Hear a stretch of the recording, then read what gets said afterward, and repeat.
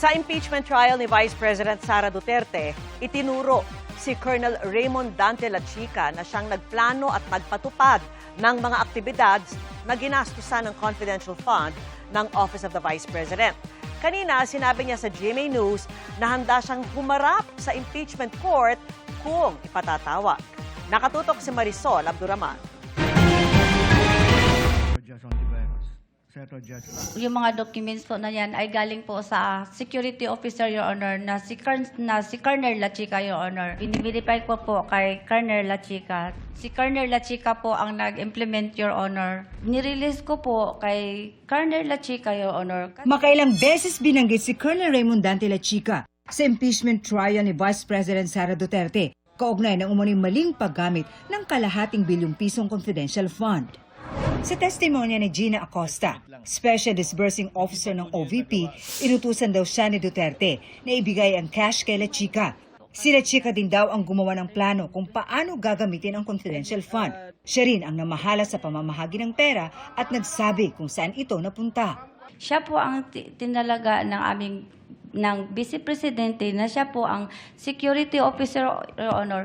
Siya po ang may alam, siya po ang eksperto, Your Honor, sa pagpatupad ng mga project o program regarding sa operation ng confidential activities, Your Honor.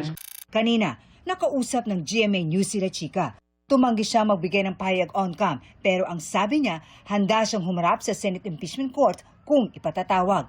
Sa isang statement rin, sinabi rin ni Lachica na kailanman hindi raw siya tumanggi magpakita o tumestigo. Handa raw siyang sabihin ang totoo ng naaayon sa batas at security restrictions.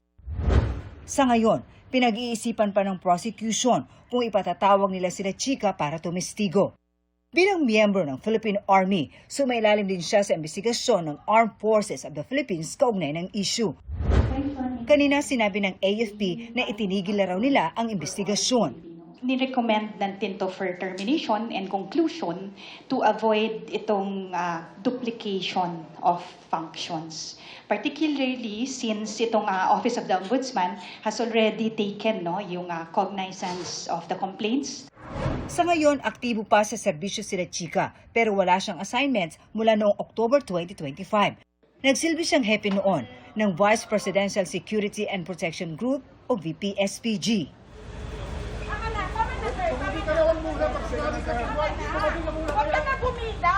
Naroon siya noong 2024 habang inililipat ng ospital ang Chief of Staff ni Duterte na si Zulaika Lopez.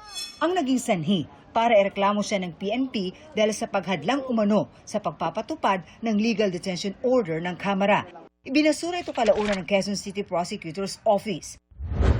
Ang palasyo, naniniwalang dapat na imbestigahan ang papel ni Lachica sa pagpapatupad ng confidential funds ng Office of the Vice President. Nararapat din naman na ito ay maimbestigahan ng ombudsman. Mas maganda na yung neutral na ahensya ang siya mag-imbestiga para malaman kung mayroon bang kasalanan, pakikipagsabuatan para magastos itong confidential funds. Marisol Abduraman, Nakatuto, 24 Oras.